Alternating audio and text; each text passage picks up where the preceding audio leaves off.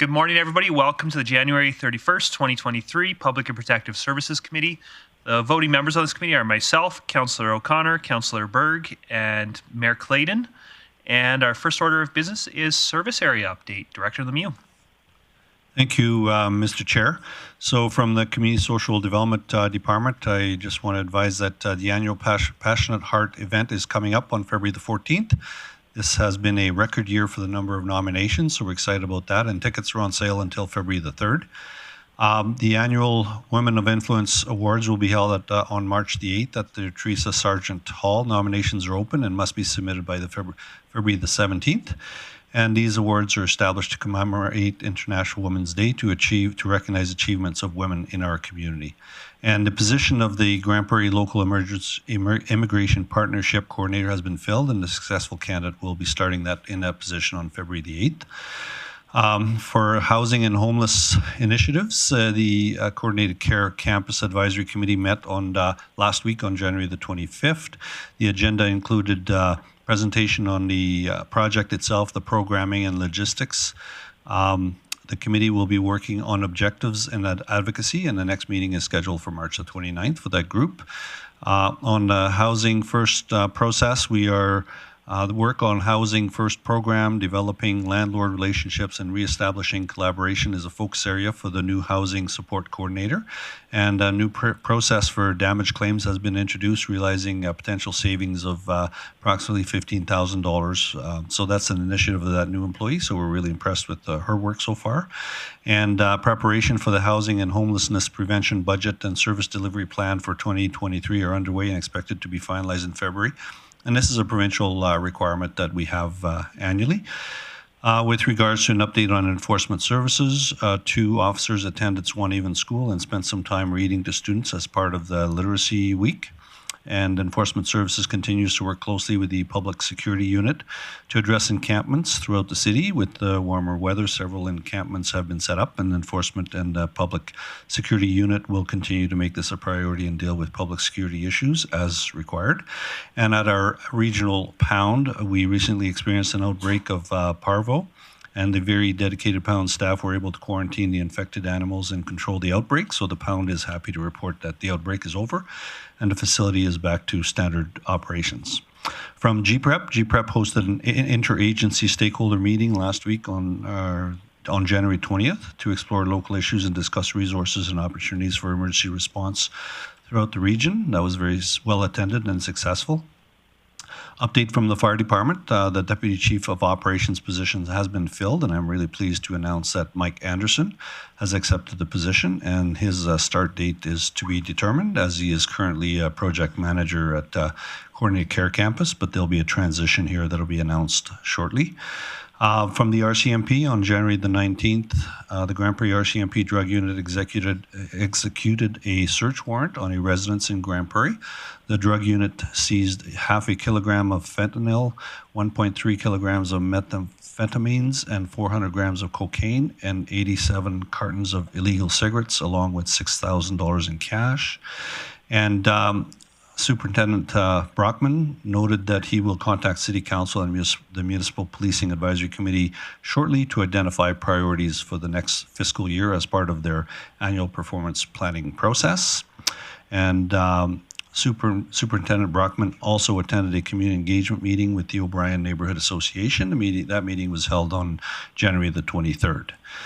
From the Community Knowledge Campus, as you may know, on from January 13th to the 15th, we hosted the Classic Volleyball event, which had 71 teams and over 800 participants.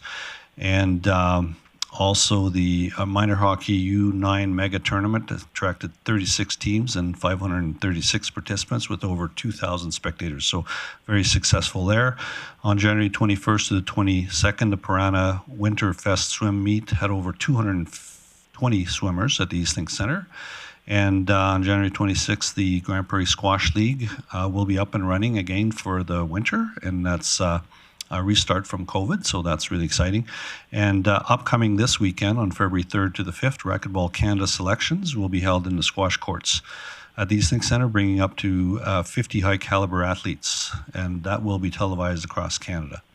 And the Grande Prairie Speed Skating Club has installed the outdoor community skating oval at the Community College campus, and athletes have begun their outdoor training. And Design Works Center arena operators will continue to assist with the Zamboni to flood and create a smooth surface for them. And from Sport Development, Wellness, and Culture, Triad Day is a free day for sport explorations for ages 6 to 17, and that's hosted by the Grande Prairie Regional Sport Collection. The city supported the event on January 21st by hosting sport opportunities at 5 of our facilities. And the Winter Walk Day is happening this week. More than 800 organizations and 100,000 Albertans took part last year, so that'll be on February the 1st. Residents of Grande Prairie are encouraged to celebrate winter with a 15-minute walk outside in their neighborhood or outdoor facilities. City employees and interested community members are invited to join us at City Hall at 2:30 p.m. on October the 1st, and that will be followed up with some hot chocolate. And so we're encouraging everyone to join us for that event. And this year marks the return of the Fiddlers Jamboree, held at the Douglas J. Cardinal Performing Arts Center on April the 2nd. Tickets are now available through Bonnet's Energy Center box office. And quick things on the transit side. So transit provided charter services for the Agricultural Services Board Conference that was held January 15th to the 19th. They transported over 1,200 people over the 3 days. And Transit received an invitation to meet with residents of Lakeview Senior Housing, and that'll happen on February the 8th. And that's my report. Mr. Chair, I'd be happy to answer any questions. Excellent. Thank you. And I have Mayor Clayton first up. Thanks, Chair Bressie. Just a question, your update on the Piranhas swim meet triggered something. I'm curious how the time clock, is doing at Eastlink. Yeah, and the last update I had is that that's been fixed and that is operational. Awesome. Thank you. It's good news. Anybody else? Excellent. Thank you. That brings us to our first report, which is some crime analysis reporting, and our Chief of Police, Superintendent Brockman, is up for that.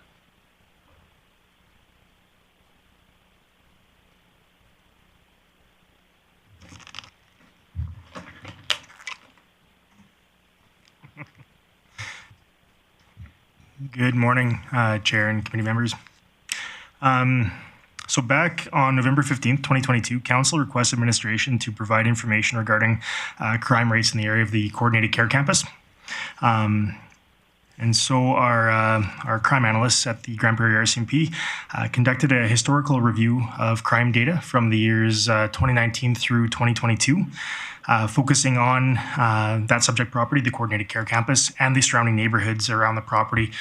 Basically, the comparables that were used for that were the Northridge neighborhood, which is the neighborhood surrounding, as you know, the Coordinated Care Campus, and then across 100th Street, the Northgate East neighborhood as well, just given the fairly close geographical connections. Both areas have significant numbers of retail, service, and industry-related businesses. We were looking to see how the two areas compared, essentially. So the focus areas of the data collection focused on police calls for service. So nothing was analyzed by crime severity. It was simply the numbers of calls for service generated in those, or police files generated in those areas. And what I'll note is the baseline year that perhaps would be best for comparison would be the year 2019, given that 2020 was what we'd consider to be a bit of an anomaly year, given the early portions of the pandemic where there was significant restrictions, business closures, things like that. And so overall, the baseline year that we're using is 2019. Overall, I guess the Coles notes is that compared to 2019, calls for service in the Coordinated Care Campus, which was formerly a hotel up until about July of 2021, then transitioned to the Coordinated Care Campus from August 2021 to now. Calls for service generated in that specific location are down compared to 2019 numbers and have been dropping since about 2020. They are up relative to 2021 numbers by about 6 files. Overall, with the overarching Northridge neighborhood overall, if you look at 2019, we had 649 files generated in that particular area.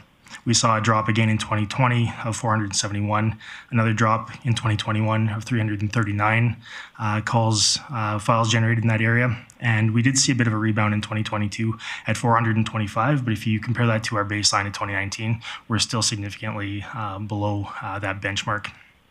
Looking across 100th, as I mentioned, the Northgate East neighborhood, 2019, the baseline there is 433 files. And again, a drop in both 2020 and 2021, and a bit of a rebound in 2022 as well. Very similar to what we've seen in the Northridge neighborhood as well. But the 2022 numbers there at 382 files generated is still a fair bit lower than the 2019 baseline overall. So I guess, in summary, yes, the Northridge neighborhood generated more police files in 2022 than in 2021, but the number of calls for service remained about 35% lower overall compared to 2019. And the declining trend related to a decrease in calls for service is consistent in the Northgate East neighborhood and the Coordinated Care Campus property as well. We did see some businesses in the Northridge neighborhood that had more police files generated in 2022 comparative to 2021, but the calls for service remain on par with that baseline year and actually below that baseline year of 2019. And so considering the baseline, it's looking at the data, I believe that there's insufficient evidence at this time to suggest that the police files generated between 2021, the start of the Coordinated Care Campus, through 2022 in the noted neighborhoods can be solely attributed to one specific aspect, or can be solely attributed to the launch of the Coordinated Care Campus there. There is insufficient evidence as well to indicate that the files were linked specifically to individuals from that center as well. So based on the data and the attachments, I know you have access to the detailed report that the analyst compiled. So that's what I have to offer today, pending any questions. Excellent. Thank you. I have Councillor Berg, then Councillor O'Connor. Thank you, Chair Bressie, and thank you, Superintendent. I appreciate the work that went into this. And it's a relief to me as a councillor to see that these numbers are lower than 2019. Just curious, and if you don't have the answer, that's fine.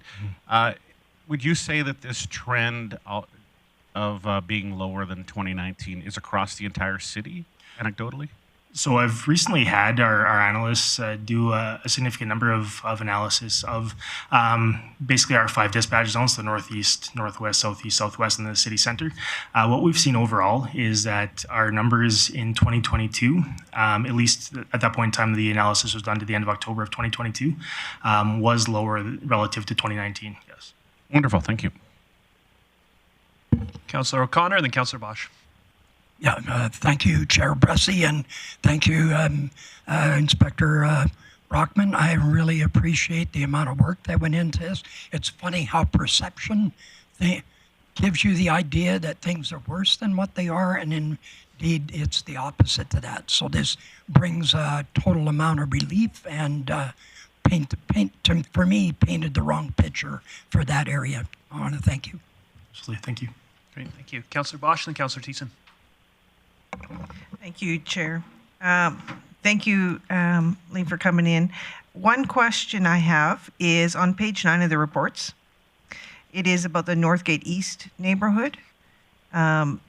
Since the launch of CCC, there has been an increase month over month, from 22.29 to 30.64, and that is a larger increase than on the west side. Mm-hmm. Is there anything that we can attribute the increase to in this regard? Nothing that really stood out in the data that was that we could attribute to one specific aspect overall. I don't have a phenomenal answer for you, Councillor Bosch, but that's nothing that we've seen at this point in time would indicate anything specifically in that area. Okay, thank you. Councillor. Thank you very much, Chair Bressie, and thank you very much, Superintendent Brockman, for this report. Really appreciate it. And as some of my colleagues said, it gives us a good context over the impact or the perceived impact of the Coordinated Care Campus. Just 3 fairly quick questions. The first one is in your statistical review of the crime analysis, you did mention that 2020 was a bit of a statistical anomaly year. I also find that 2021 was also similarly a statistical anomaly year. Was there any consideration putting into at least just going one more year back and including 2018 stats as well? Yeah, so part of the reason that the data go back to 2019, some of our files, depending on their retention dates, would have potentially purged if we went back another year earlier. So we wouldn't have a phenomenally accurate picture of what that year looked like at this point in time, just given data purge dates for certain offense types that are perhaps not as serious as some, violent persons crimes, things like that. And I think overall, 2019 was a good comparative year overall. But yeah, I mean, if we were to go back now into our system to pull those numbers, I would question perhaps how accurate some of that data could be. We'd still get a decent picture, but there'd still be some files that perhaps would have already been purged off the system. Okay, thank you. I appreciate that context. Just out of all the graphs and charts that I saw, one of the biggest impacts that I saw was in the superstore area. Now I've noticed that over the years, people are asking for food. They've got carts stocked full of stuff. Sometimes they're going to the bathroom in certain places they shouldn't be. Has the RCMP focused any attention on the superstore area with this, or will you focus any of that? Because it seems like that seems to be one of the biggest hit parts of this Northridge area. Yeah, I guess that is, in planning for our new fiscal year, that is something that we can take into account. What I can say is, over the last year, the Grande Prairie RCMP has made it a priority to conduct proactive community engagement patrols in a number of areas, including around the coordinated care campus, which would also, we could, it's not inconceivable that those patrols would also go, across the street into that superstore area. We also do work fairly closely with the loss prevention staff there as well. So the superstore is an area that is in our radar in terms of calls for service and other social disorder types of occurrences that would go on around there. Okay, thank you very much. I think you partially answered or maybe fully answered my last question. I'll just make a quick comment before I ask the last one. Some of the things that I noticed that were quite interesting, as somebody who used to work at the Boston Pizza on the north side about 15 years ago, the Esso was usually the place where we could see drug deals happening behind that area. And sometimes we would call it in. I was actually quite shocked to see that the number of incidents went down there. While they went up at A&W, they also went down at Boston Pizza. So I was like, well, I don't understand. They're all in the same area, so some are facing more than others. So I guess what are the next steps? Now that we have all this information from the crime analysis, what's the next step for the RCMP? Do we just take it as information, or is there a bit of planning that you do to be a bit proactive in some of these areas? Yeah, so if we kind of go back into deploying resources based on some of the data that we see, we can, in doing these types of analyses, we can identify which areas perhaps stand out as areas that we could develop some proactive, whether it's in proactive enforcement strategies or working with our partners on wraparound strategies to address some of the issues around those neighborhoods. That's something that I would envision that we'd continue as part of our crime reduction efforts into the next fiscal year. So taking those community engagement patrols and kind of analyzing, determining, is that still the areas where they're most needed, or do we need to focus those in on other areas based on a combination of things, including stats and perception. Yeah. Okay, thank you very much. I appreciate that. Yeah. I see Councillor O'Connor before he goes. I'm going to get myself in the queue. And I'm just a definition question. So a call for service, is that counted just when a member of the public calls or when a member actually attends the scene? Yeah, so I suppose it would be more accurate to say that this is the number of files generated in those areas. So that would be the total number. Any way that we determine that something may be going on in that area, whether it's a call from the public or a file that's self-generated through a proactive patrol of our members, would, if, for instance, if members are out on patrol and see a crime being committed, they'll intervene. A file would then be created for that particular area, that date and time. And then every time a member of the public called, that would get counted in these numbers as well? Correct. Anytime a member of the public calls our dispatch center, a file is created. Great. Excellent. Thank you. And what about if somebody reports through the online app? Absolutely. Any of the various ways that the public has to reach the Grande Prairie RCMP, once their complaint is logged, whether it's through phone, online, or flagging down a police officer, we'll create a file and generate a file for that. Excellent. That's interesting because I know that the last couple of years we've put a lot of effort into having people report more as well. I think that our local detachment's done a good job following up with people, so there's more confidence that when they report, that information gets used. We've moved to online reporting, and anecdotally, I think people are a lot more ready to report now than they were a few years ago. And so, suggesting that despite people being more ready to report, I think we've got these numbers going down. Councillor O'Connor. Yes, if nobody else is in the queue, I'd like to do business. Sure. I'd like to move. Oh, sorry, I see. Sorry. All right, Councillor Blackmore, then Mayor Clayton. When I'm looking at the areas, specifically the hotels south of the McDonald's on that, along the edge of the bypass there, I see quite a bit of increase in activity there. And I'm wondering if you want to comment on that at all. Also, I see a big jump at Chelsea Village. And again, if you want to comment on what you're seeing there and what your responses have been. I think overall, if we're looking at specific locations, the way that we took on this analysis was based on the specific site that was requested and then the area surrounding it to determine anomalies. And while, there are trends that can ebb and flow through the years in certain areas. And those areas that we see that perhaps are on the increase, like the areas that you mentioned, Councillor Blackmore, would then stand out to us as maybe areas we need to focus more on. And in terms of the specific occurrences that are happening there, without I don't have the information before me today to give you a finite answer as to what's going on specifically in those areas. We're kind of looking at the overall numbers to try to get a total picture. But if there's more work to be done in those specific areas, and we can look at that. So I would suggest that there is more work to be done in those areas. Yeah, absolutely. And when we're looking at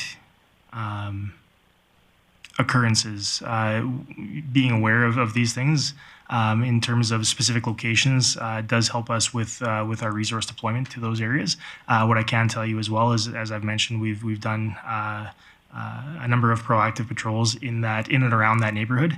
And we do see certain aspects, whether it's related to street engaged persons or other things happening in those areas. And what I can tell you is a number of our investigative teams are also aware of some of those specific places that you mentioned. I can't comment specifically on anything that's in the works or being planned for those, but as soon as we can, we'll release any information that we have. Mayor Clayton? Anybody else with questions before I let Councillor O'Connor get to business? All right, Councillor O'Connor. Thank you, Chair Bressy. I'd like to move that committee receive the report for information. Great, thank you. Any conversation or debate? I'll just say thank you for the report. We really do appreciate the data. It's good to see what's actually going on, so appreciate it. I'll call that to question.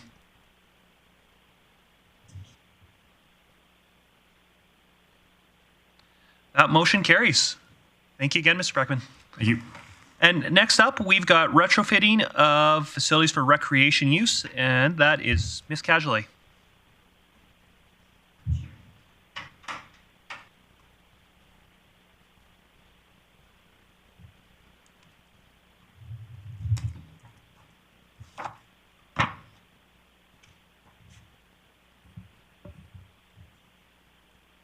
Thank you, Chair Bressy. At budget deliberations, administration was directed to investigate repurposing existing industrial properties for recreation use. With the help of economic development and a local realtor, 4 properties were identified in the area, with 2 being within the city limits. While there are many other vacant properties in the city, most of them have sizable office space and limited warehouse space or lack a clean span space. Facilities considered are comparable in size to a community or school gym, which would accommodate 2 volleyball courts or 4 pickleball courts or a full-sized basketball court. Considerations when looking at facilities include ceiling height, clear span space as much as possible or limited posts within the space, parking, building requirements, landlord approvals for renovations. Of the 4 sites that administration visited, 2 would be recommended for further consideration by internal stakeholders. It is anticipated within the next 2 years that the community will also gain additional access to school gyms. It is for new schools. It is anticipated that school divisions will advise administration regarding timelines for use and bookings of those spaces by the end of this school year. At this time, administration recommends that committee receive this report for information. Thank you. Mayor Clayton. Ms. Cajolet, can you tell me your comment in regards to meeting with or getting a better inventory of school facilities by the end of the school year? It was my understanding that there was some work already being done on that. Certainly. So when a new school is built and the school gym is not able to be used by the public for the warranty period, so in a few instances, that warranty period is scheduled to end over this summer. So we will anticipate that school divisions will let us know by the end of June if we will be able to use those school spaces for bookings in September. Do you happen to know how many schools fall in that sort of warranty space currently? 2 currently. Okay. With 2 gyms total? No, there is potential for, my understanding is 6 gyms. Okay, thank you. Councillor Plott, then Councillor Berg. Thanks, Chair Bressy. Thanks for the reports.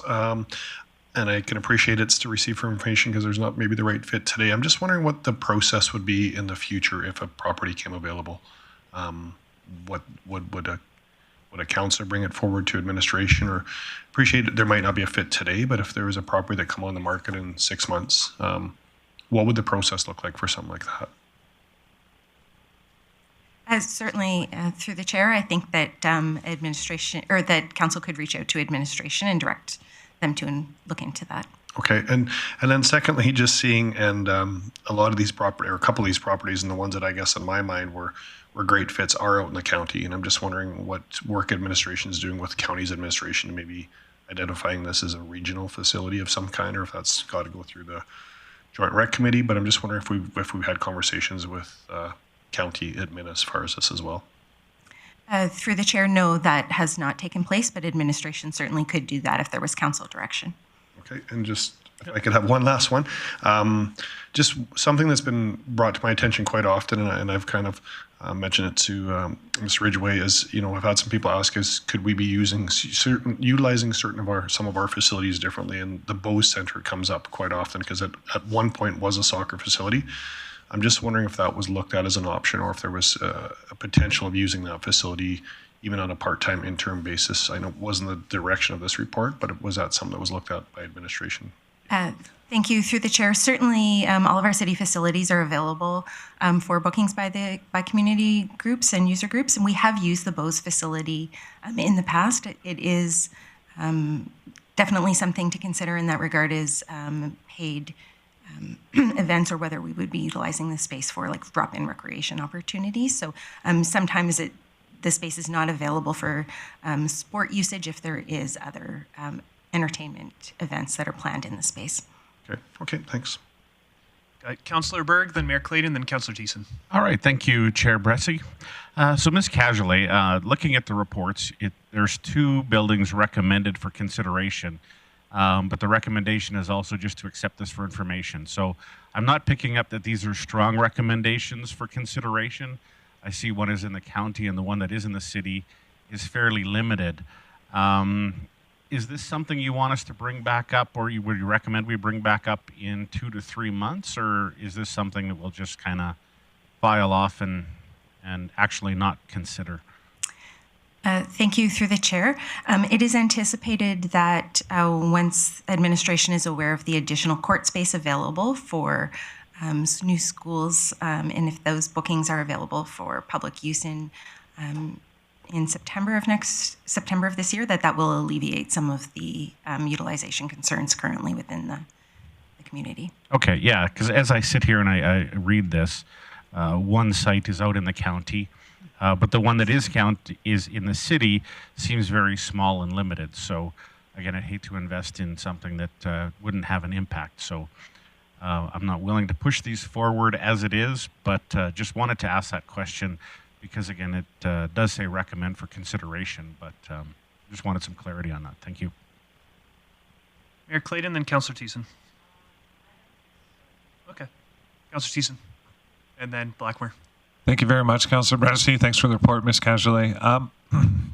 So right now, the report says to receive for information, but there are two alternatives that are provided. And so I know the mayor may have business arising, but one of them is to reallocate the funding that was set aside at budget, which is pretty significant for future indoor multi-use and soccer facility. And the other is to direct administration to provide additional information. So if we receive this for information and nothing is done, then we'll obviously have $1 million sort of sitting there for this. Is administration still going to consider moving forward with other industrial spaces, or would we be looking for another direction from council with this funding source? Thank you through the chair. I anticipate that if council wanted administration to pursue these options or look at it, other sources, that they could certainly identify that, and we would continue to work on that. So if council, sorry, just to clarify, so if council receives this for information, then that money just sits there, and if we want to move forward in the spring with this, then that money's there for that? Or would you want more direction with the money? Through the chair, currently, yes, that would be administration's intent unless council provides direction otherwise. Okay, thank you. Councillor Blackmore. The one thing I don't see included in this report is what those spaces that are available for consideration would be considered for. It seems like 1,000 different sports being played in Grande Prairie, and I'm wondering if one sport is more, two questions. Is one sport more in need of space than other sports? And is there sports that would be more suited to these buildings than others? Thank you through the chair. Currently, it would depend on the type of renovations that were done to the existing commercial or industrial spaces. So at the present time, most of them have a concrete floor. So for court sports would require some other type of finish, either roughing the cement floor that exists or considering a temporary sport court flooring. Certainly within the activity and reception center, we have utilized some temporary floor markings to be able to accommodate a variety of sports. So that could certainly be an option in this space. Administration has not taken the next step in identifying which sports might be most appropriate for one of these locations. I'm not seeing anybody in the queue if you'd like to go to business arising. Sure. I have a couple of motions. The first one, just so that this part is taken care of, I would move that committee receive this report for information. Any conversation, debate? Not seeing any. Let's call that to question.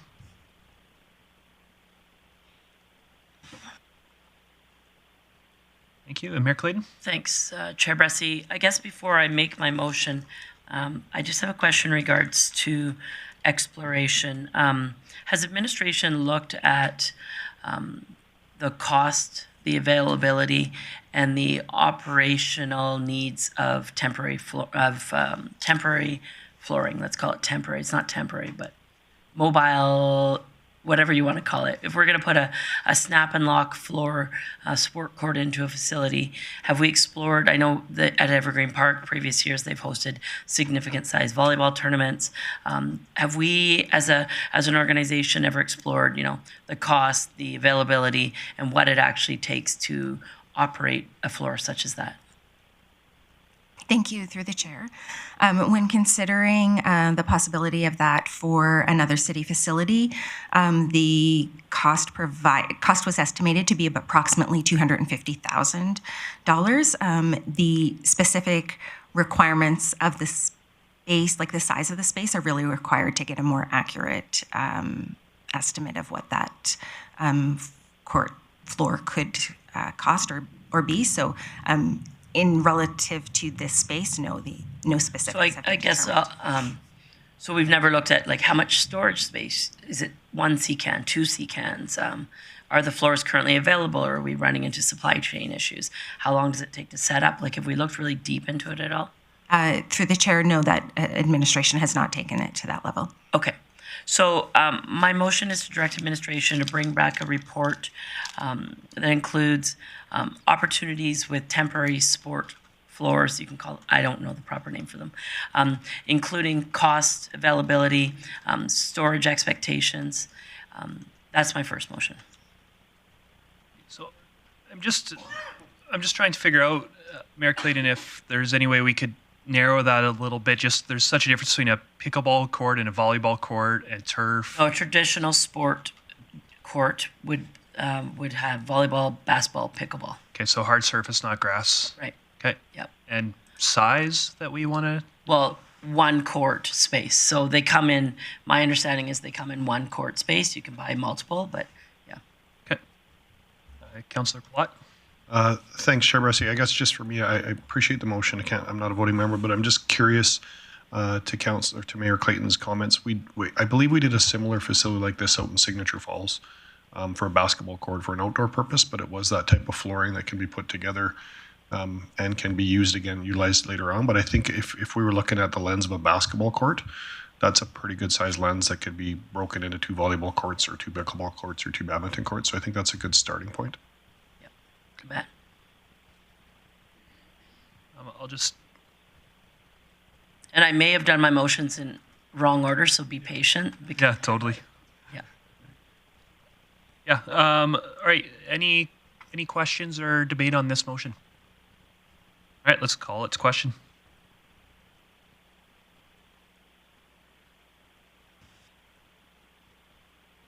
Motion carries. Mayor Clayton, do you have another motion? I do, yeah. So just sort of to give council some background on what I'm thinking there. Between acquisition of a facility, as indicated in this report, between the potential usage of the Bose Family Garden, and as well as between potential usage of a facility in the county such as Evergreen Park, I think that there's an opportunity for us to own this as an asset. But I need to see the details, how long does it take to install, tear down, how much storage space do you need, etc. My second motion, having discussions with the retired executive director of Evergreen Park over this past weekend, as well as the chair of the board there, as well as Reeve Marshall, I think that there's opportunities to explore using Hall E at Evergreen Park for future sport. I would like a direct administration to explore opportunities at Evergreen Park. I'll leave it as simple as that, but my expectation would be that it's an exercise of exploration with going into the conversation with, if there was no barriers, what does this look like? Obviously, there's events that happen at Evergreen Park that could impede the availability of the facility. But if there was an opportunity to mitigate the financial impact of the facility through partnerships with our regional partners, what does that look like? Does it mean that there's absolutely 30 events a year that can't be moved out of Hall E? Does it mean that when you move those events out of Hall E that they could fit in B, C, and D? Does it mean that if there needed to be financial support from the municipalities to mitigate the lost revenue to the facility, that we consider that as a regional sport initiative? I would like the exploration of this opportunity to be really open-minded and high level between our administration, county administration, and Evergreen Park administration, and to come back with opportunities. It may mean that 3 days a week there's availability all day, every day for pickleball, volleyball, basketball, and that Evergreen Park stores the flooring. Evergreen Park staff is trained to put it in, put it out, and with that, we know that there's an expectation between the municipal partners that it's going to cost A, B, and C, because the offering of flooring equipment such as basketball hoops, volleyball standards, etc., is an asset that if in 2 years from now we grow another 10,000 people as a region, maybe then we need to build a 10-court facility. But I think for now, in the interim, the assets that we would own could be sold later. I think that to explore this opportunity is a great fix in the interim. It's a great regional municipal initiative that could be partnered between 2 municipalities. And it's the biggest thing for me is that it provides inventory to sport quickly. And so I look forward to see the information, but I just ask that administration go into this with a very open mind in the sense that there's no barriers in the way. How could this look like? What would it look like? So thank you. Thank you. Councillor Plott. Thanks, Chair Bressy. I'm just curious on this. Are we also, you'd mentioned the Bose Centre, but is this just about Evergreen or is just more? Well, I think that we know what could take place at the Bose in regards to if we owned the court, what would be available. But if you would like to see additional available days, it could be, I think it's relatively easy for Bonnets Energy Centre to bring back a report that says, you know, there's 100 days a year available. I don't know if we would want to look to the business of moving the sport court between facilities. There's a lot of space at Evergreen Park. So for now, I think that that's a great location. They have the space for storage of the asset. You know, they have, that potentially could include space for storage of collapsible bleachers, all of it. To me, Bose would be great because it's in the city. I just don't think we have all the other things that are necessary for this operations of sporting at Bose. And I appreciate that. I guess for me, I'd love to see the same lens put at the Bose Centre. Going, maybe it's better off for us to say no to an event that has to go to Palmerayan or another JP2 theater or something. And I'm not saying we shouldn't be utilizing the Bose. I just, from somebody that played soccer way back in that building when it was a soccer facility, the amount of activity it created for downtown was really high. And so we're constantly talking about how we get people back downtown. And I guess for me, I'm going to keep pounding the table that I think court sports in that location would probably drive more traffic than what it's being utilized as now. So I just would want to make sure we're looking at a lens of same thing in the open concept. If Bose in a hypothetical dream scenario could look like as a court sports facility similar to Evergreen, what that would look like. And if it comes back that it's not feasible, that's fine. But I'd really like to look at that lens of maybe instead of us moving an event from Hall E to A, B, or C, we're just saying we're going to say no to events for this period of time because we want to have tournament season be at Bose Centre. So just more for me that kind of lens, but it's not my motion and I can't vote on this one. Just and I will say that depending on discussion here, I'm happy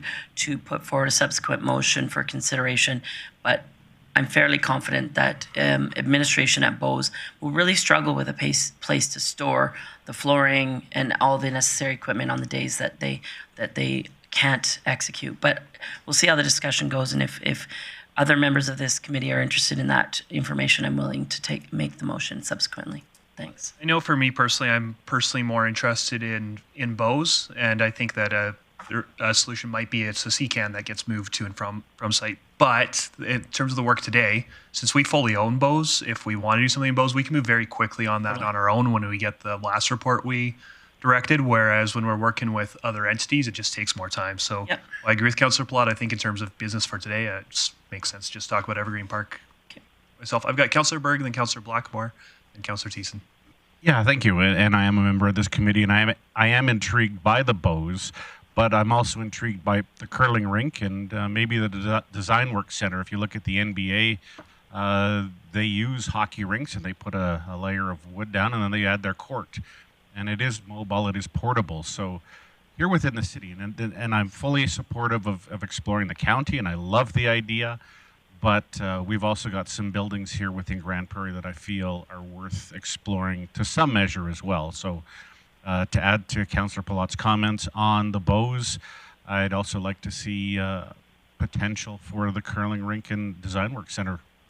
Councillor Blackmore, Councillor Thiessen, just something I will draw committee's attention to is we do have a full agenda, and right now we're just debating, are we going to ask administration to bring more information on this report and asking what work we want to task administration with. So spend a lot of time actually debating what we might want to do with that information, just whether or not it's worth getting. Councillor Blackmore. I just have a really quick question regarding the Bose Centre. Why would we not put a permanent court floor in there? I think it would increase utilization significantly. You're not worried about moving things back and forth. You can still have concerts in there. Right now, I think it's a pretty underutilized space, and that bothers me. It's bothered me a lot. So I don't really see that it needs to be a portable floor in that facility. Councillor Thiessen. There we go. Thank you, Chair Bressy. No, I have no questions. I I know there's been a lot of conversation focused on regional recreation amongst this council and how we can get the partners involved. I think this motion that the mayor's presented is a great opportunity for us to start working together, and maybe we do something and then they do something. I totally agree with the Bow Center. I totally agree with the curling club, but they are coming back with a report to council as they were tasked with back in the fall about year-round usage at the curling center. So I look forward to that report coming. And anything that we can do to encourage recreation, I think, is good. But I think that the motion that the mayor has put forward is something, as Councillor Bresty said, is going to take a little bit more time working with our regional partners. And I would encourage the members on this committee, like Councillor Platt, I don't have a vote, but I would encourage them to support this motion. Thank you. Mayor Clayton, I'm wondering if you might be open to a friendly amendment. I know that your intention is very collaborative, but if I saw the county pass a motion with this wording about one of our facilities, I might get a little bit prickly about it. So I'm wondering if we could just add a friendly amendment to direct administration to work with the county to bring back a report, just acknowledging that it's... Sure. I know that's your indicated that in my amble, but sure. It's the county as well as Evergreen Park Administration. Yeah, I'd just love to get that in the wording of the motion because I know that was what you meant. For sure. Yeah. Yeah.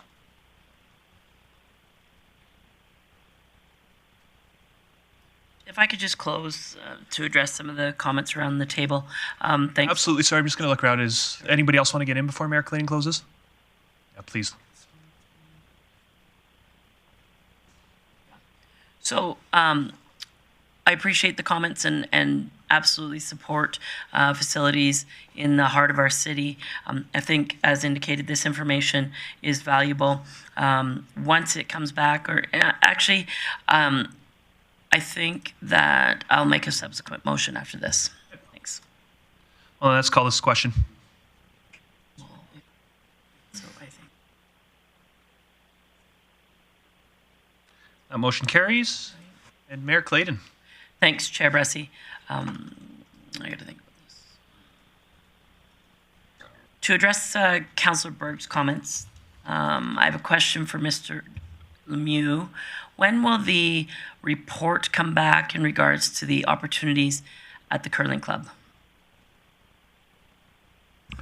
Yeah, thank you for the question, and through the chair. That is scheduled for the second quarter of 2023 is what we have on our outstanding items list. Perfect, thank you.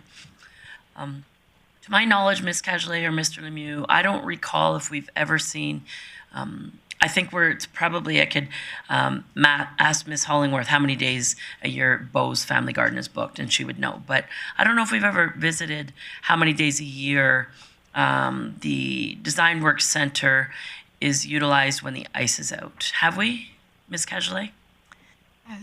Through the chair, typically Design Works Center is not in doesn't typically remove the ice during one surface over the summer. They keep both ice surfaces. Both in? Okay. Okay. So I'm just going to really quick, easy motion. Direct administration to bring back a report of the numbers of days of usage at the Beau's Family Gardens. Thanks. Pardon me? What? I'm wondering if you'd be open to adding to that, bring back a report of the number of days and the number of events for there. I mean, because I want to also know if it's a 3-day event. I think that's useful to know too, because it's telling us how much time we might have to pull in and pull out a floor. Sure.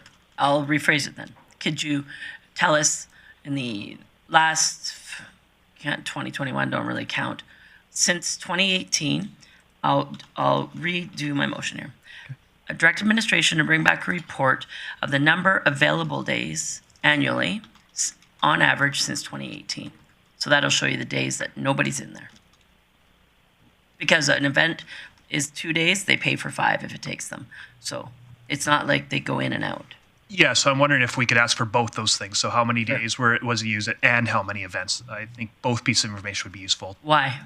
Because if you've got a 5-day event, then that's if you had floor you were pulling in and pulling out there. If you had a 5-day event, that's showing 5 days of usage in that facility, but you only have to pull the floor out and put the floor back in once for that 5-day event. Sure, but if it's 5 days of usage, it's not available as 5 days. There's 2 other days a week. It is available. But if we're talking about exploring floors that come in and come out, a big part of that operating cost isn't how many days that floor is available. It's how many times you have to haul that floor in and haul that floor out. Yeah, the floor setup, from my understanding, is 4 hours. So, but yeah, I'll leave my motion as is. Thanks. Okay, Councillor Bosch. Thank you, Chair Bressie. I am not on this committee, but just a point of interest for me would be the opportunities, I guess, whether it's bringing in, taking out, whether it's putting a permanent floor in and using it for and concerts aside. I think opportunities covers most everything, and I do like the idea of investigating where we can go with that. Councillor Berg, were you hoping to get in? All right, Councillor Plott. Thanks, Chair Bressie. Just similar to Councillor Bosch's comments, it would be nice to know the types of event, because maybe there's a 4-day event that we said no to a major volleyball tournament so we could have a 4-day event. So it would be nice to know the amount of events and the days. I'm kind of similar to Councillor Bressie, because an event might have been able to move somewhere else in the community that prohibit us from doing another event. So I think it's important to know the types of events. I guess the question to those comments would be, if we're maximizing our revenue, is it really up to an elected official to say, sorry, you can't pay for that, you need to go somewhere else? Because to us, the priority is having a volleyball tournament over a trade show. And I guess just for me on that, it's, are we properly utilizing the facility? So if we have It's an getting event paid for, though. Yeah, but if we have an event that has 200 people at it that takes 4 days to set up, and is that the best utilization of that facility? So that would be more my concern. I guess that's then what's council's priority. The facility getting revenue, because a trade show or whatever pays per day for setup. Yeah, they're going to pay per court per hour, so I'm not sure if the math will be much different. I guess I'll ask, since you're here, Ms. Hollingworth, Ridgeway, do you want to maybe add some context to this, or I'm also happy if you want to leave it and bring it back in the report. Sure, come on up. Go ahead, Ms. Ridgeway. What's that? I said, sure, the chair would love Ms. Ridgeway to come up.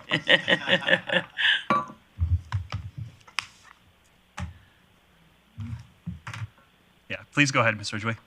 Through the chair, could you reframe the question? Councillor Plott. So I guess with the motion that's being discussed, if that went to administration, I guess my thing would be, would we have enough information to make a decision on, was it more prudent for the city to have this many days taken off because we had an event that had this much revenue and then this many people involved? And I guess that's the saw-off of what's the best use of the facility. So with the motion that's being made, I'm just wondering if administration feels comfortable there'll be enough decision or enough information in that for us to make decisions on that. Yeah, Ms. Ridgeway. Through the chair, I believe so, and I can also do a cost comparison on what revenue comes in through events. It's not just the event, but it's also the ticketing revenue that we get through those events. So I can do a cost comparison for sure. Okay, thank you. Chair Bressie. Thank you. I'll go Councillor Bosch, then Mayor Clayton. Thank you, Chair Bressie. And you wouldn't have this information, but the economic impact surrounding. Mm-hmm. So you can have people come to a trade show and it does nothing other than those 50 booths. Or you could have perhaps a sporting event that economic value to hotels and retail and restaurants is substantial. So I think there is worth to see what we can do for opportunities overall, not just necessarily the Bonnet Center, because quality of life involves all those different aspects. Mayor Clayton. Yeah, and the other consideration, tournaments are one thing, sport tourism is huge, but when sporting groups are renting for $100 an hour compared to an event that's ticketing, etc., that's not a really fair comparable. So, but I think that this is a good start for information. Thank you. Is there anybody else hope to get in the queue? All right, then I will call this to question.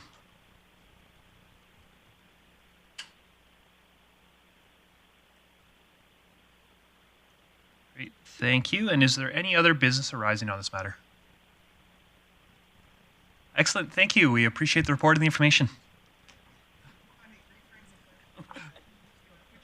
All right, next up we have Ms. Cajolet again talking about land use options for proposed soccer facility. Thank you, Chair Bressie. Following the Swan City Football Club presentation to City Council earlier this month, administration was directed to report back on land options sufficient to build a multi-sport, four-season indoor facility that could be used for a variety of sports and activities, including soccer. The proposal put forward by the delegation outlined a 135,000 square foot air structure, or dome. Administration worked with the Planning and Development Department to identify several potential sites within the city that could accommodate a general purpose recreation facility. Administration also conducted a site visit of the Edmonton Soccer Dome to view the sports dome construction and amenities. Certainly following site selection, further consultation with stakeholders is recommended to determine the type of facility construction as well as budget financial implications. Using the site selection framework from the Recreation and Culture Strategy, administration further assessed potential sites using criteria including but not limited to proximity to transportation opportunities, schools, complementary services, parking, as well as land use and servicing conditions.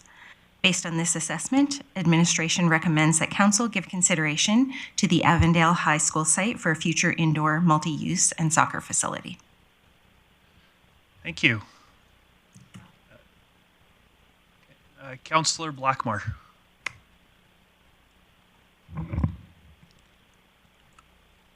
I just want to confirm that the recommendation is simply that soccer be on this site, or that the dome, quote, Scottish dome, be placed on this site. Thank you, through the chair. The site is sufficient in size to accommodate a dome structure if that is the option that council pursues. But you see that as a separate report that will come forward in the future should we choose to ask for it. Through the chair, thank you. Administration does think that there would see value in exploring the budget implications of various types of facilities for that site. Okay. I'm not on the committee. I don't have a voice, but to me, identifying a piece of land as being more, and I know that that's exactly what we asked for, so I'm not challenging administration's report. I'm just wondering if we're putting the cart ahead of the horse, and if we're sending maybe not the right message to the Soccer Association. I think that the cost of building a dome is possibly not what is the best thing for the city. So I'm struggling with this report because I don't think it actually provides any valuable information for moving forward for me. I know it's exactly the report we asked for, so I'm not challenging administration at all, but I would ask the committee to perhaps think this through and maybe ask for something else that would have more pertinence to the issue. Thank you. I've got Councillor Bosch, then Councillor Berg, then Councillor O'Toole. Thank you, Chair Bressie. A bit in line with Councillor Blackmore, my question would be, in this report that you have for Avondale, reconfiguration of the site consists of multiple lots owned by 3 different landowners. That sends up a red flag for me because what is the potential that this land wouldn't cost us more because there's 3 people involved now that we've put it out there? Is it already an agreement that these 3 different landowners tentatively had? I have no knowledge of that. Or is there different ideas for these landowners for their potential ideas? Would it conflict? So Avondale doesn't feel like a strong plan versus cobblestone, just based on the 3 different landowners, and I don't have any knowledge of their considerations. And secondly, going into the dome air structure, I think we were led to believe that the dome would be roughly about $1 million, and here we're looking at 3.6 without. Said $1 million. What? Yep. I think in just They said 3. did they? Yep. in any case, but the additional operating costs and expenses with the field turf and equipment, I think, if possible, are we looking at 12 million as it says later? Or are we looking at 7? What is the additionals on something like that? I just say that maybe before we start asking for costs, we should give direction on what we're asking for cost for, because there's a lot of differences between different domes, different sizes. So I don't know if that's necessarily a fair question to ask at this point. But I think we asked for the third option, and in that third option, I'd like to know what it costs. That's what we did when we asked to get this report. Okay. Yeah. Well, Ms. Gadgley, do you have information to respond to that, or is that something that we should be asking you to go back and do more work if we want more information on that? Thank you, through the chair.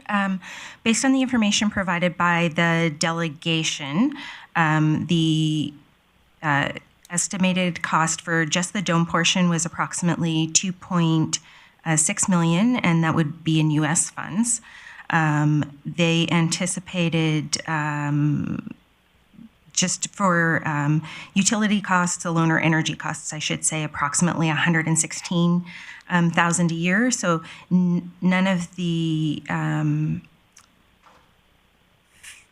other operating costs were included in the presentation that the delegation gave, and administration has not yet delved into that, but certainly could if there's direction from council. I just think for me, and maybe for the future, because this will be a conversation we'll all be having, is I'd like to know what it's totally going to cost, right? Like the buildings that are attached, the field, all of it, right? Because that initially is what we talked about. Is it something in our future that is doable for us, or is it a hard pass? So. Also, just something you were asking about is the landowners. Something I think it is worth highlighting to council is Councillor Palat and I sat on a committee with school board trustees to talk about this land. And the previous council, we passed an area redevelopment plan for this land, and that area redevelopment plan did include all the landowners, and they endorsed that plan, and it matched their advocacy efforts of what they wanted to see with this too. So in terms of this land, the previous council did plan for recreation here, and the landowners that's what they were asking for. Right, but is there a cost associated at that time that will stay as the same cost, or is it changed? And no cost negotiated at that time. I've got Councillor Berg, and then I've got O'Toole, and then Palat, and then Clayton. Okay, thank you, Chair Bressie. So as I look at this diagram, it's labeled page 6 of 6, and having been in that building in South Edmonton, is the footprint designated? I'm going to assume that it's the blue. It says potential recreation facility on that diagram. Is that big enough to accommodate that space? Again, I'm just looking at this little map, and having been in that big facility, it doesn't look big enough, the piece of land that we've squared off there. So I just want clarity on that, please. Thank you. Through the chair, the attached map explains the potential sites that the land owners have agreed to in terms of development. It doesn't represent the footprint of the dome structure, but based on the available land for the entire site, there would be sufficient space for a dome structure. Okay, and then as far as the 3 different landowners, am I to assume that it's the city and 2 school boards? Through the chair, that is correct. It would be the school divisions and the city. Okay. And then just one final note here. I think what we're simply discussing as a committee is, do we push this forward to City Council? And as somebody on this committee, I'm content with that. I'll recognize Councillor O'Toole. Yeah, I was out there last Friday with a number of administration. I actually spoke with one of the people that were on the design of the building and the reasons why they built things. I asked them down and dirty how much would it cost. It was $12.2 million with $23,000 a month for utilities. Sorry, for what, Councillor O'Toole? What are you talking about? $12.2 million to build that dome. Hey. Total cost. Sorry, you were on site in Grande Prairie looking? Oh, in Edmonton. Okay, thank you. last Friday. Yeah. Yeah, I would just caution committee too, if we're talking about prices, there's land involved, utilities involved, there's a whole bunch of things that are different about this site and that, and that site. So I It's the just largest would site in Canada. caution us, Councillor Palat. Thanks, Chair Bressy. Sorry, Councillor O'Toole, did you have more? My apologies. Go ahead. Yeah, no, please, if you do. Okay, sorry. I just want to come back to a comment that Councillor Blackmore made earlier, just about, are we putting the chicken before the egg here or something? But I do think for process, for us we need to first decide as a site something we want to build a facility on or not. I'm not debating today whether we should build a facility, whether we should build a dome or a steel structure, whatever. I do think it's incumbent upon us, though, to start working with those districts to make sure this site is available and could work for us. So I think this is the step one in that, to me, is if we go ahead and get this to council, endorse it, that's a site that we'd like to work on. To Councillor Bressy's point earlier, this was something that was discussed for 2 years at length, and there is a diagram in here of what was the dream from the school boards. But I think unless we're going to say we're actually interested in that being a location, I don't know how we start working with the school boards to make sure that this space becomes a reality. And again, we'll probably have subsequent reports coming on what reality is and whether that's just field space, whether that's a covered dome, whether that's a steel structure, maybe the size of it. Because even in the report, it talks about 135,000 square foot dome. A soccer field is 81,000 square feet, so it's substantially bigger than what a traditional soccer field is. So we can debate and discuss all kinds of things about what building goes there.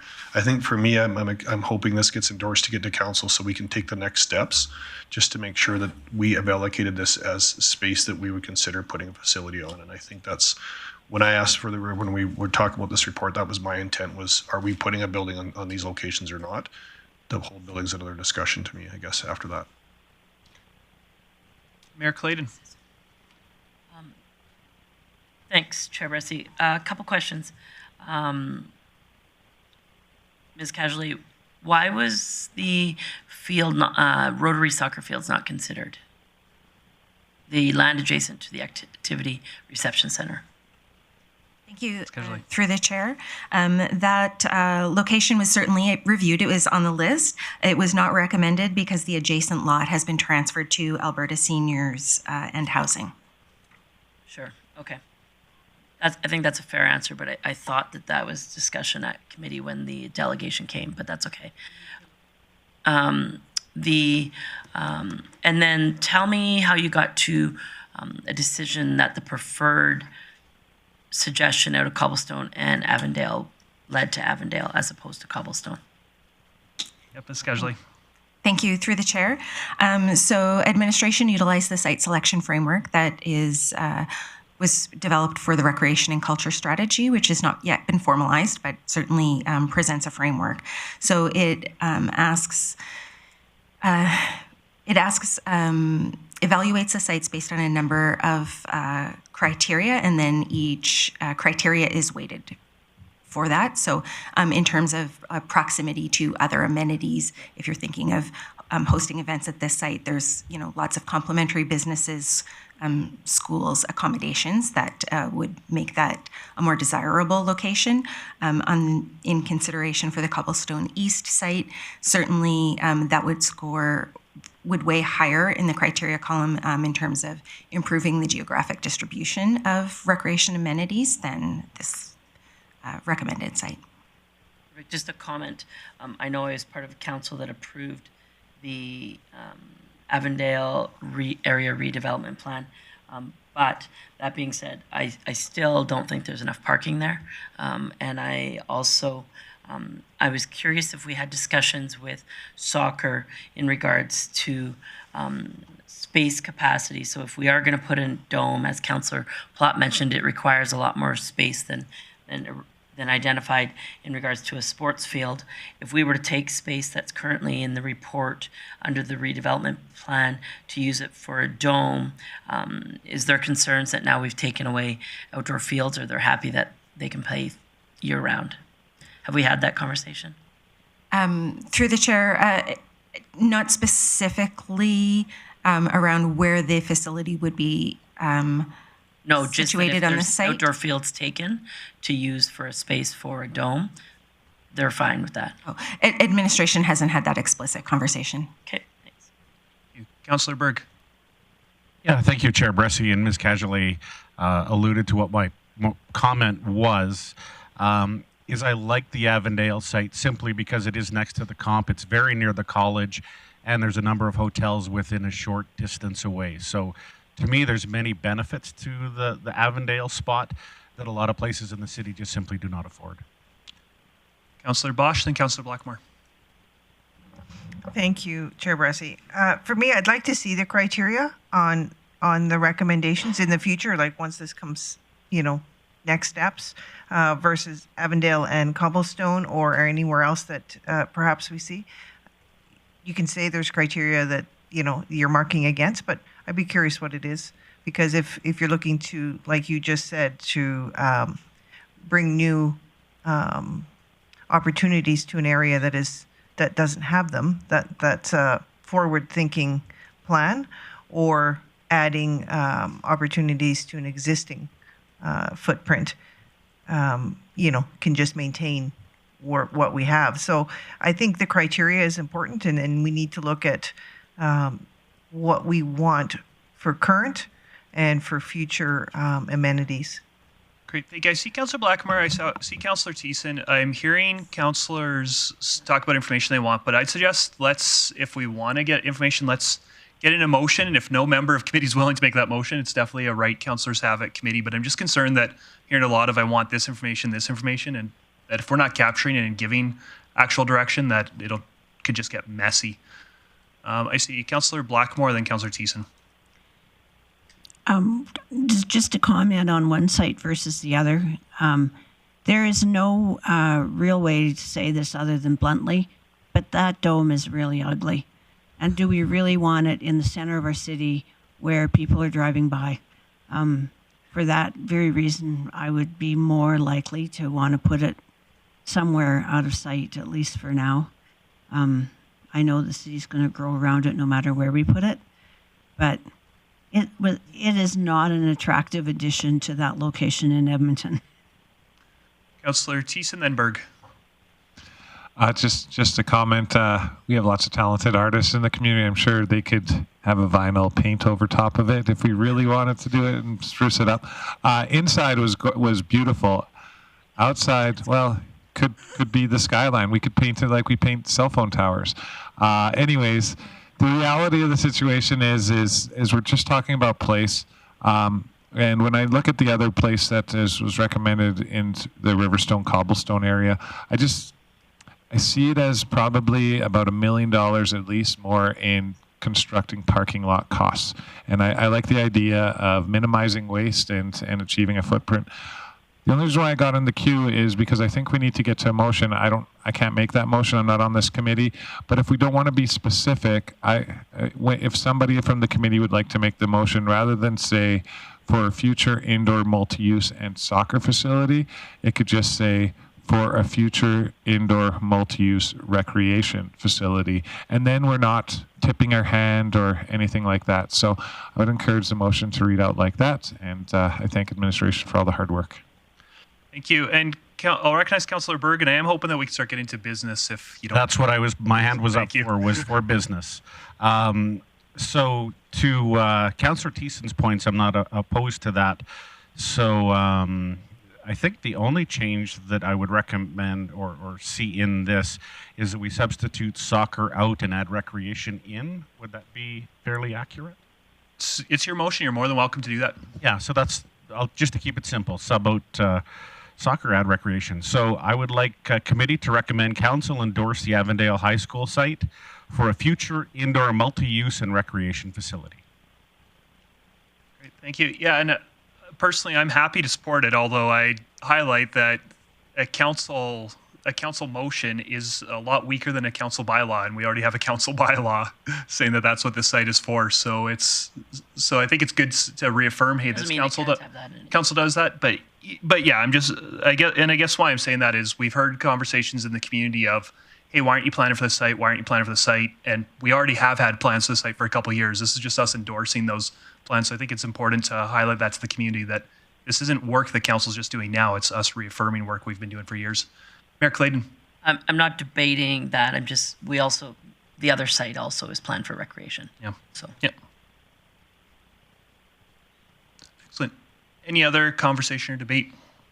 Mayor Clayton. I guess a question for administration. Ms. Cajolet, so if this motion passes and it goes to council for discussion and deliberation, would the actual facility end up in the plan where you're indicating as a potential recreation facility?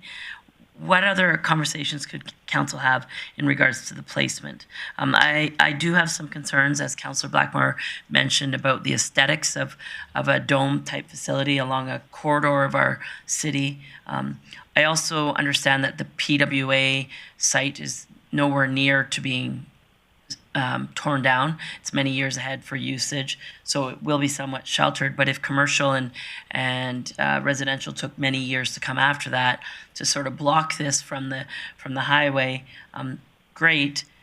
I just wonder, is your expectation that if the site is located, if the motion is passed today, that that's where the dome's going, or is there a conversation? Through the chair, administration would recommend that there be conversation as the depending on the land situation and ownership of that, that they may be stakeholders involved in that discussion, and certainly would have to be multiple internal stakeholders to determine the best location. Could I have one more question? Thanks. Ms. Cajolet, I'm just sort of fact-checking Councillor Thiessen's comment. Do we know that it would cost more to have the facility at Cobblestone? I mean, he mentioned parking, but I mean, this parking isn't there already, and there is additional parking needed. Do we know that it would cost more to put the facility in Cobblestone? Through the chair, administration is not able to confirm that. Great, thank you. Thank you. I'm not seeing anybody. Sure, I'll just say one thing. I will support this motion today. When it comes to council, though, I'm not sure that this is the best place. I agree, recreation should be there. Just for this item specifically, I don't know if that's the best place. So I'm happy to get this to council for further discussion. Sure. I also would just highlight that this motion doesn't say a dome. We're all talking about a dome, but council could pass this motion and still it doesn't end up as a dome. Exactly. Yeah. Councillor Palat. Thanks, Chair Bressie. Just, I guess, for clarification and appreciating Mayor Clayton's comments, I'm just wondering if administration, when this does come forward, can maybe, like I think Councillor Bosch mentioned as well, to council for us to debate why you chose that, like the criteria behind it, and if there was cost implications, because I can't see how we're not going to save a lot of money by putting it there versus the other location personally, just from a development perspective. But it'd be nice if we can kind of clarify that as well. With parking lot utilization, services are on site, curbs are there, lighting's there, like all of those things are physically there. If we could maybe highlight those in the report, because not that I want to debate about every little detail, but there's pretty obvious cost savings about building it on that site versus the other one. So I'm just wondering if there's a way to capture that in the report. So, Councillor Bragg, would you like to close, or are you okay going to voting? One little point in closing, I guess, is when we discussed the dome.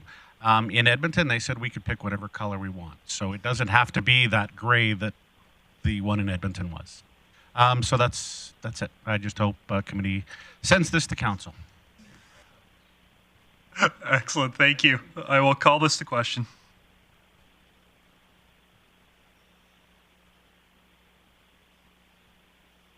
That motion carries. Is there any additional business on this item? Mayor Clayton. Thanks, Chair Bressie.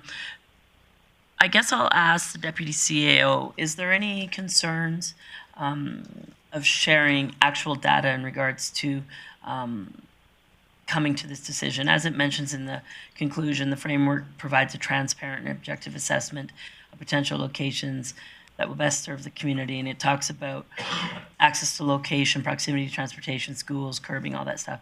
Is there any concern if I were to put forward a motion that administration provide the detailed analysis? Is there anything that you would be concerned about in regards to the data that would be become public information? Thanks through the chair, and I don't believe there is any concern with that, but we would analyze the data, and if there is any concern, we could certainly go in camera for a portion. Perfect. Okay, so I'd like to make a motion that administration bring to council, so that it's going to be with this item on the agenda, the additional information and detailed information on the items that were listed in the framework of how you came to that conclusion. So just detailed information that got, I think that you'll be fine there. Perfect. I'm just reading the motion. Yep, perfect, thank you. Okay. Okay. Sorry, I'm just waiting for this to pop into the e-scribe. There it is. Just the costing of the Just something I'd add to that is a question I'll have is, I think this is part of our regional. Is this part of our recreation needs assessment? Is that where the framework's coming out of?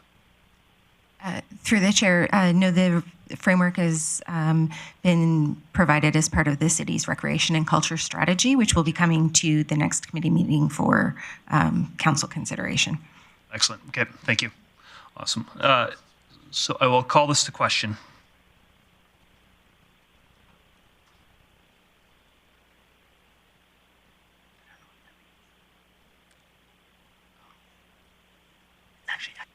That motion carries. Is there any additional business? Not seeing any. Let's move on to our next report about the National Aboriginal Hockey Championships. And Ms. Cagelet, you're still up.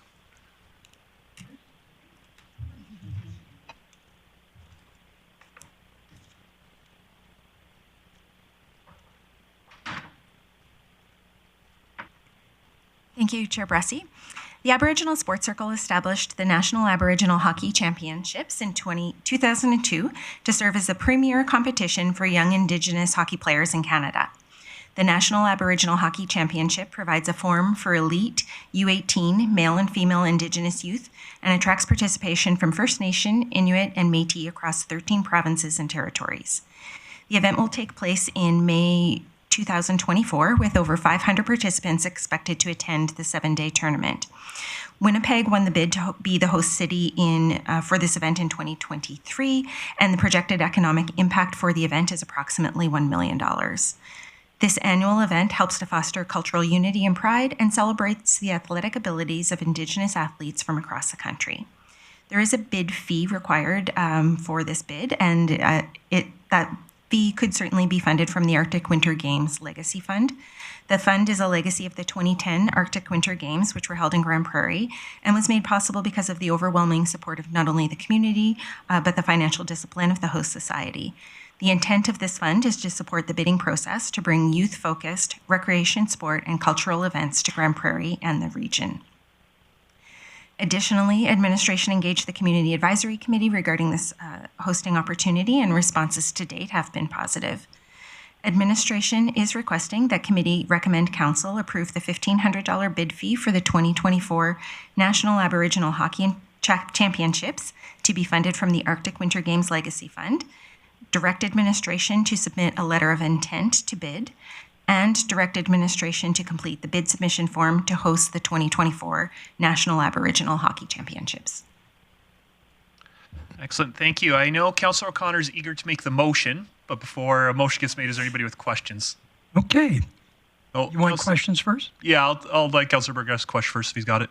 Yeah, thank you, Chair Bressie. So 2 quick questions. I just want reassurance from administration that we have the capacity to host an event like this, keeping in mind that we also have the Alberta Winter Games, I believe, and Special Olympics coming up. Through the chair, administration is confident that we have the capacity to host this event. Thank you. Excellent. Councillor O'Connor?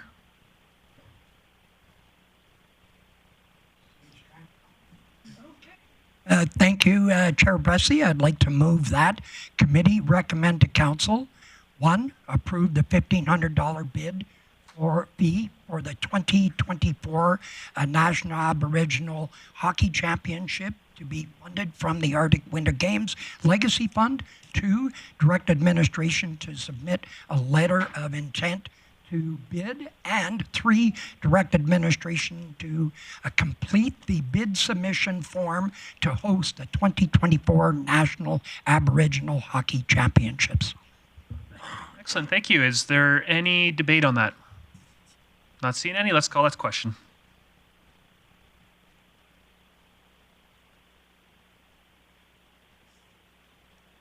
Excellent, thank you. That motion carries. And that brings us to Ms. Cashley's last order of business, the city events strategy.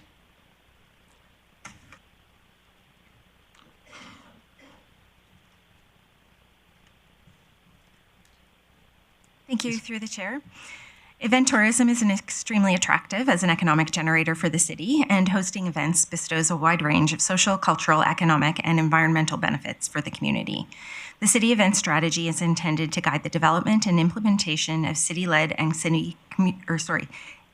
community partnered events as outlined in the strategy. The engagement plan for the strategy included a community survey, focus groups with internal and external stakeholders, as well as consultation with council. 5 overarching objectives emerged from the research and engagement plan to guide strategy development, and tactics were identified to further enhance the provision of community events. Based on vendor feedback from last year, as well as those considering participation in this year's Canada Day celebrations, it is noted that the fee associated with parade floats is identified as a barrier to participation. To further enhance the provision of community services, administration recommends amending the parade float fee to free for nonprofit groups and to a rate of $21 per float for profit organizations. Administration has also engaged Economic Development Department in early conversations related to business preparedness as it relates to event hosting, and will continue to develop a strategy to enhance communications for this purpose. The 2023 event schedule outlines the planned events for the calendar year, and administration will continue to work with internal and external stakeholders to offer the best event experience for residents and the community.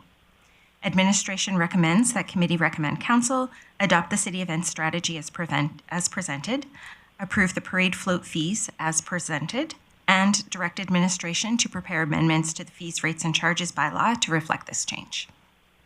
Excellent, thank you. Are there any questions? Councillor Blackmore. I think I should sit on this committee. I've asked so many questions. One of the things that is a common occurrence in northern Alberta cities when they have a parade is that businesses will enter their vehicle, and it'll be deckled as their vehicle always is. But other than that, there is no attempt to make it look like a float. I don't see anything wrong with that, but if that is some business's intent, I feel that they should pay a higher rate than an organization that goes to a lot of effort to build a float and to meet the standard of an actual entry. Has administration given that any thought, or is it something we could consider for the future? Thank you. Through the chair. Part of the requirements for parade entry is that 75% of the vehicle has to be decorated in a theme appropriate for the parade. So that is a relatively new criteria. It does help us eliminate just sort of logoed vehicles from participating in the parade. We want them really to encourage participation and celebrate the Canada Day celebrations. Our current fees associated for parade floats do charge a higher rate to profit organizations, and that is definitely, this is the second year in a row that we're receiving feedback that is felt to be a barrier for participation and entry in the parade.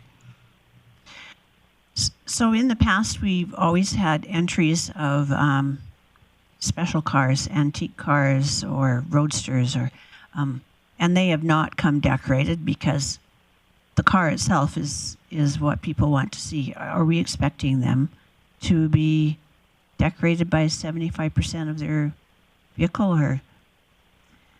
Thank you. Through the chair, I don't have the specific requirements as to what would distinguish like a float from that, but it is information we could certainly bring back to council. Maybe you could just email that to us before the next meeting. You have Councillor Thies, then Councillor Bosch. Thank you very much, Chair Bressie. Yeah, I'm kind of similar to Councillor Blackmore in some of my comments I made to Mr. Lemieux earlier. When it comes to the parade float, I know that council worked very hard with administration, trying to figure out what was fair. I know at some point we were getting like 130 floats, and over half of them weren't decorated, so we tweaked that a bit. To me, when I look at the costs, like the current fee for a profit organization is $105 per float, which are still probably going to have their business on, like advertised on there as well. I just look at the number of people that are going to see that float on Canada Day, probably 10,000 plus along the streets. Like, you can't pay for better advertising at all. At all. It just doesn't make sense. So I know that we're getting some feedback, but then I have to ask those businesses, whoever's talking about it, do you like to advertise your business to people when you have a pretty cheap opportunity to show it off and to show your community spirit, pride, and love for your country? I think $100 is fair. I don't have emotion on this, but $100 discourages a lot of what Councillor Blackmore was talking about. People just throwing out like their car, and that's logoed already, and getting a free 10,000 views on that car along the parade float. But for me, I think dropping it to $20, I think even if we put up those requests, we're probably gonna, like, there's nothing stopping them from putting a couple like ribbons on the car and calling it decorated, right? It's still, Hanson Ford is advertising. I'm not calling them out as that, it's just an example, but I think $105 is fair. And even for not-for-profits, $10 a float is pretty fair. So I don't know. The other comment that I want to make on this is just maybe a question.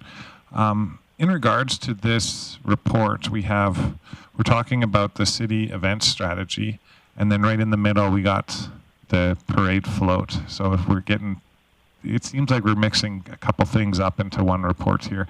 How does this tie into the rest of it? Because for the report, I just see about 6 lines that talks about the parade stuff, and couldn't we have dealt with that in its own separate report? So I guess the question is, why are these coming together? Through the chair, so this is feedback that has come from post-evaluation of last year's Canada Day event, and also as the event team is reaching out to community organizations and businesses to consider their participation in the upcoming event. So it was included in the event strategy report as a potential as a recommendation to amend. So event-related was the linkage there. Thank you. Councillor Bosch. Thank you, Chair Bressie. My question is just for clarity for other organizations, perhaps like the Stampede, or maybe the Pride Society may do a parade in the future or something like that. Are these fees expected through other organizations to the city because they're, it's a float in the city as a parade like your own? Or this is strictly for the City of Grande Prairie parade? Through the chair, this would be for City of Grande Prairie parades. Okay. I just wanted that clear so that other people in other organizations, if they have parades they want to do, that there isn't a secret little charge. Councillor Berg. Yeah, just when you're ready, I'd like to do some business. Let's see. Mayor Clayton. Thanks. Ms. Cajolet, and maybe it's sort of more of a comment than a question. I always found it interesting, or why we have an events and entertainment team, then we have SDWC doing events, we have energy and environment doing events, we have community social development doing events, and I think the themes belong in these departments. I often worry that there are many community or city-led events that don't have the lens of an event manager. And so, as they're indicated here with the host, was there consideration given to change this, or this is how they currently are and that's how they're staying?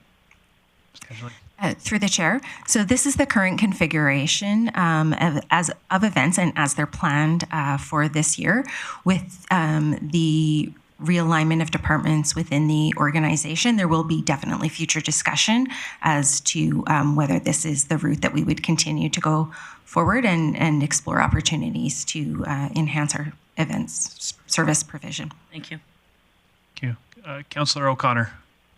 Yes, and following what Mayor Clayton had brought up, I'm just wondering if we're mixing two different things. We've got a list of events, and then we've got this parade thing, and I would move to separate them as separate items, because I agree with Councillor Thiessen that $105 is not a lot of money if you're going to advertise. So I think that needs to be a separate discussion. I don't think it should be part of this motion. And the other thing, if my recollection is correct, I thought there was going to be a second part to this in our discussions when we had the discussion about what other events that we attract that, even though we're not city-led, bring in people into the community, such as the Stampede, the festival downtown, a lot of these other events, the Folk Fest, they have a huge impact on our economy. So is there, and correct me if I'm wrong, is there a second part of that report coming in regards to all the events that are on top of what we do as a city? So before I turn it over to Ms. Casually for that event question, just a procedural question. I would highlight that any member definitely has the right to ask for it split out when we vote. Suggest that today we're just sending it to council, so you've got the right to do that today, but I don't know if that really does anything. But certainly when it comes to council, I'd suggest that if any member does want to debate those separately, please do ask to separate them then. Point of order, though. I guess my comment was going to be similar, Chair Bressy, but if you are going to split it out with intent of changing fees, I suggest that it happens at committee so that there's an opportunity for discussion rather than council. Sure. So I'm just looking at time. I know there's a few others that are in the queue, but could we get would there be any objection to those that are in the queue if we got a motion on the table and started talking? Before we do that, though, sorry, I did realize that Councillor O'Connor did ask another question, and I should let that question get answered first. Through the chair, there isn't a plan to bring back that information. Administration certainly is aware of other festivals and events that happen within the community. A number of those are funded in part through festival funding or arts and culture funding through this city. The intent is that as part of the strategy, we will create an events calendar that will include all of the events or a significant portion of them happening in the community that will provide a central space for identification of those. Okay, perfect. And I will have, once this is put through, I have some subsequent motions that I'd like to make afterwards, please. So is he hoping to split them? If not, I'll go to Councillor Berg first, and I'll see what motion he makes. And we require split. Yeah, and I did consider splitting them out, but I think I've got something that will bridge it all. So, committee recommend council adopt the city event strategy as presented, approve the parade float fees with one change: the commercial submissions be charged $100. And 3, direct administration to prepare amendments to the fees, rates, and charges bylaw to reflect these changes. Okay, so certainly in order, I'll look at Councillor O'Connor and Mayor Clayton and ask, with the change, are you okay having all three together, or would one of you two like to split them out? I would prefer to split out item number 2. Thanks. Great, so then we will only be debating right now that committee recommend council adopt the city event strategy as presented. We'll vote on that motion, and then we'll go to talking about parade float fees. 3 in there. If you Yeah, 2 and 3 seem part and parcel. Yeah, we'll debate those two together, but we'll just debate number 1 right now. So, Councillor Plott. Thanks, Chair Bressy. So we're only debating the event strategy at this point? Yes, that's right. Okay, thanks for that. I guess for me, it's going to come to council next week, but I just want to echo Councillor O'Connor's kind of thought or concern. And I do think we need to take a holistic approach of what all the other external events are. And I think we just had this happen earlier this month with our Winter Festival. We had an opportunity to maybe do a Winter Festival on a different weekend that might have had a bigger impact to the community than it already had, just because we had so many external events already happening in our community. So I guess my concern with it, as I'm reading it, if we approve this as it's stated today, we're not really putting a lens on making sure that we include all the external events of a certain size or certain magnitude or what scale they could have as an impact on the community. And that does worry me quite a bit, because I do think that as much as we do a lot of events, the community does more than we do as a city. And without capturing those, I just want to make sure we're not putting our events at the wrong time in the calendar to compete with the events that are going on. So I just like to see a little bit bigger lens on that for me, I guess. And I can debate it at council. I'd have a hard time approving this as it is now. Councillor Thiessen. Yeah, thank you. I'm just going to echo Councillor Plott and Councillor O'Connor. I think we have lots of opportunities to capture this data, whether it's from people accepting grants or from things coming forward to our festival funding, large-scale tourism, even just simple events or anything that's happening within our city facilities. Like we should know, and at least months in advance, if not at the very shortest weeks in advance, but we should know what events are coming out, and it should be fairly easy for us to generate that data with our own information that we have between facilities and grant opportunities and sponsorships. So thanks. Not seeing anybody else with their hands up, so I'll call the motion to adopt the city event strategy as presented to question. And sorry, not adopt it, recommend council adopt it.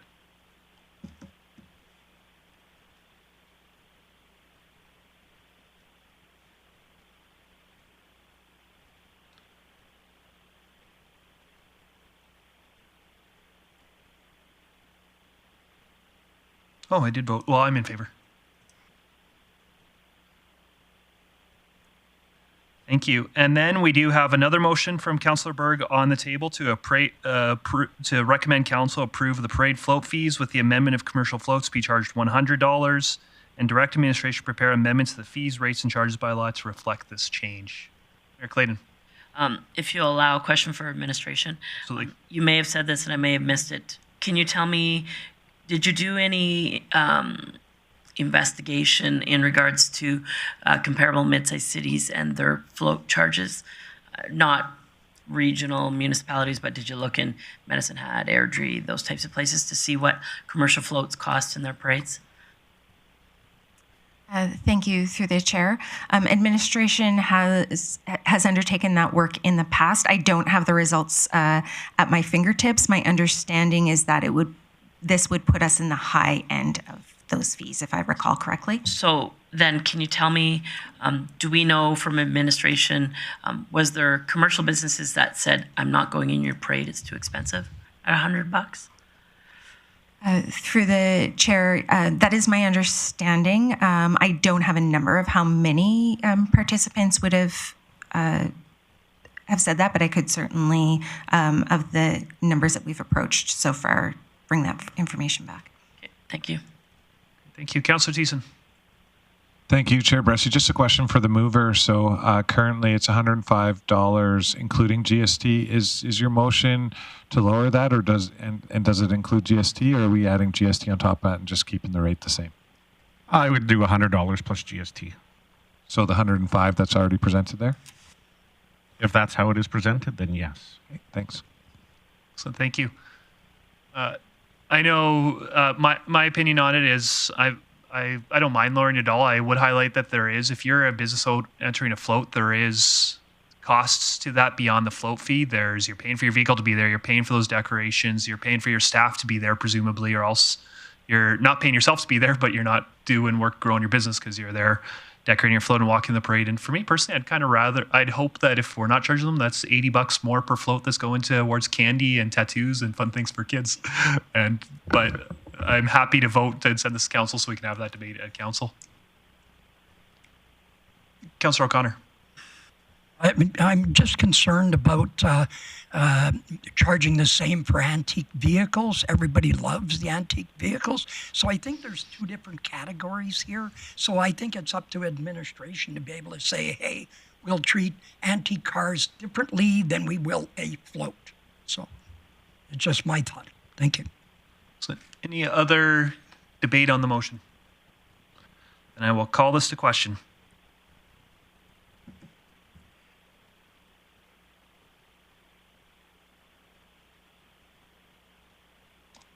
And I am in favor.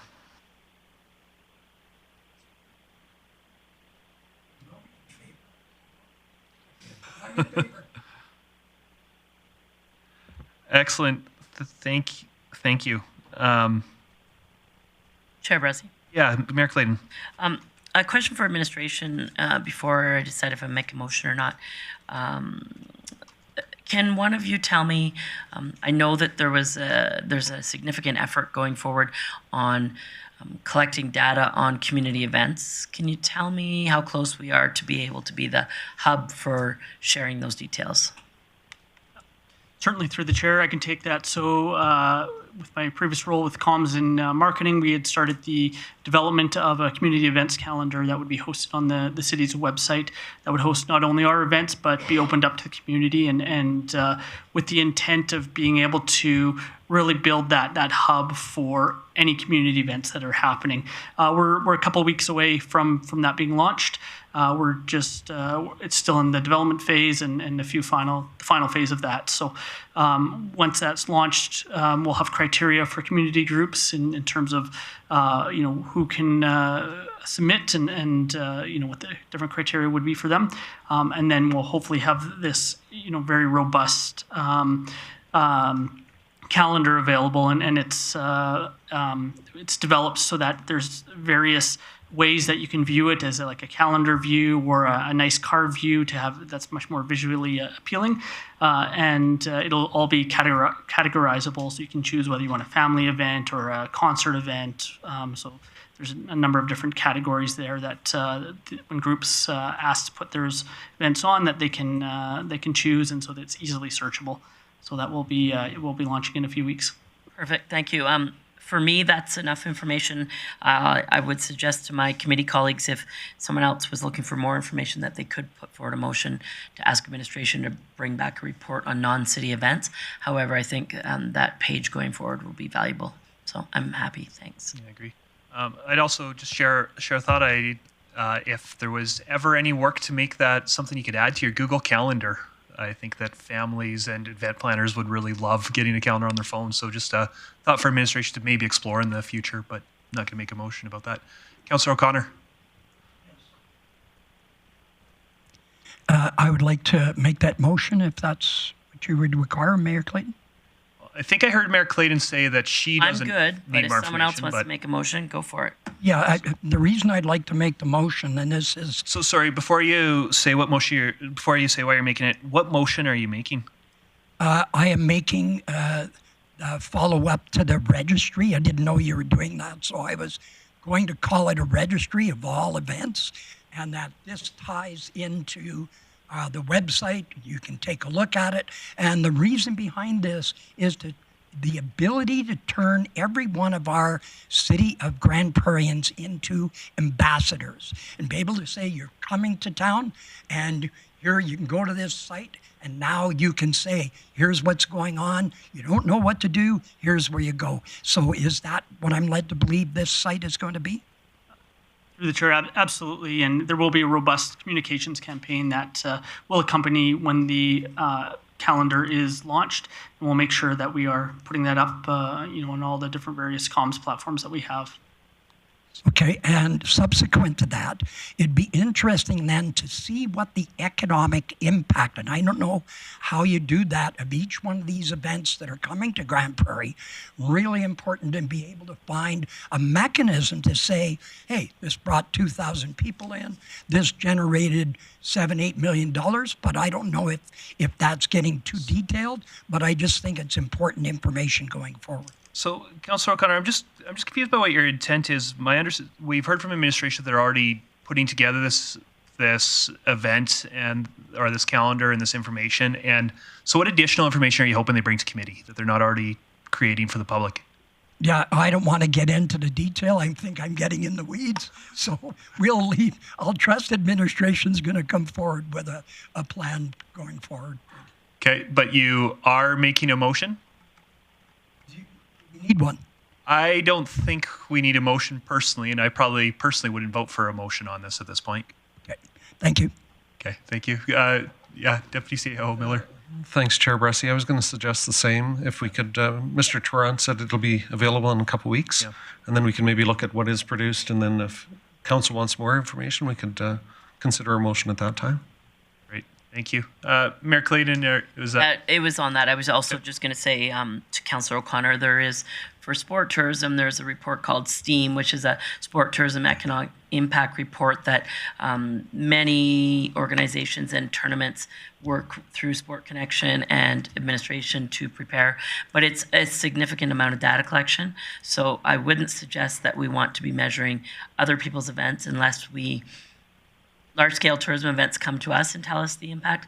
I don't think that we have the capacity to start going out and evaluating events. So, Great. Are we able to move on from this agenda item? Not seeing anybody bring forward additional business. So we've got correspondence, no other items of business by the policy review. Outstanding items list. Chief Lemieux. Thank you, Mr. Chair. So you have the list in front of you. I would propose that we remove item 1231 as we dealt with that today, and 1238 as we dealt with that today. So those two items can be removed from the list. Excellent, thank you. Is there anybody who wants to make a motion? Councillor Berg. Thank you, Chair Bressie. I would like committee to receive the January 31st, 2023 outstanding items list as amended for information. Great, thank you. I'll call that to question.